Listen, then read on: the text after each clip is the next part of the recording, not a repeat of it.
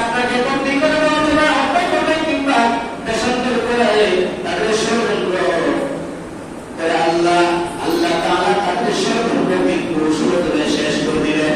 তারপরে দরজার মধ্যে মুক্তি আছে মুহাম্মদ নামবে আর সাথে সাথে বলা ফেলে দিল। আল্লাহ রাসূল সাল্লাল্লাহু আলাইহি ওয়াসাল্লাম হযরত আলী রাদিয়াল্লাহু তাআলা বলেছেন, হে আলী, আমার বিছানার মধ্যে থেকে আমার চাদর গায়ে দিয়ে ঘুমিয়ে যাও, তুমি এখানে ঘুমিয়ে থাকো, তোমার কোনো সমস্যা হবে না, কেউ তোমার কোনো ক্ষতি করতে পারবে না। আর রাদিয়াল্লাহু তাআলা মুহাম্মদুর রাসূলুল্লাহ সাল্লাল্লাহু আলাইহি ওয়াসাল্লামের কথা শুনে শুনে বলেন, আল্লাহ রাসূল সাল্লাল্লাহু আলাইহি ওয়াসাল্লাম রাত্রি যখন একটু গভীর হলো, আল্লাহ রাসূল সাল্লাল্লাহু আলাইহি ওয়াসাল্লাম ঘর থেকে বের হলেন। বের হওয়ার পর এক মুষ্টি বালু তুলে হাতের মধ্যে নিলেন, নেওয়ার পর তাদের চোখের মধ্যে ফেললেন।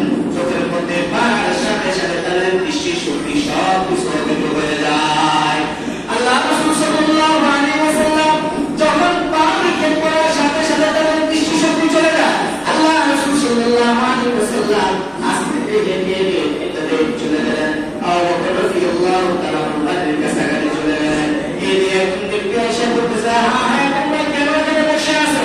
এই জন্য তোমরা বসে আছো মুহাম্মদ ঘরের মধ্যে নাই, মুহাম্মদ চলে গেছে, মুহাম্মদ ঘরের মধ্যে নাই। তারা বিশ্বাস করতে পারে না, কি হলো আমরা দেখলাম না, কই মুহাম্মদ চলে গেল। তারা দরজার বিভিন্ন ফাঁকা ফোকর ইত্যাদি সব কিছু তাকাই গেছে, দেখতেছে থেকে আছে কিনা, দেখতেছে হ্যাঁ মুহাম্মদ তো শুয়ে আছে, চাদর গায়ে দিয়ে শুয়ে আছে, তারা নিশ্চিন্ত ভাবে তারা বসে আছে। তারা তাড়াতাড়ি উঠতে আছে, তারা থেকে আল্লাহ রাসূল সাল্লাল্লাহু আলাইহি ওয়াসাল্লাম মসজিদের মধ্যে চলে যান, গিয়ে নামাজ আদায় করেন। দেখতেছেন হ্যাঁ সে দিয়ে হইতেছে না। সকাল পর্যন্ত তারা অপেক্ষা করলেন। সকাল তারা যখন ঘুম থেকে উঠলেন, উঠার পরে দেখতেছেন নবীজির বিছানা থেকে আলী রাদিয়াল্লাহু তাআলা উঠে গেছেন।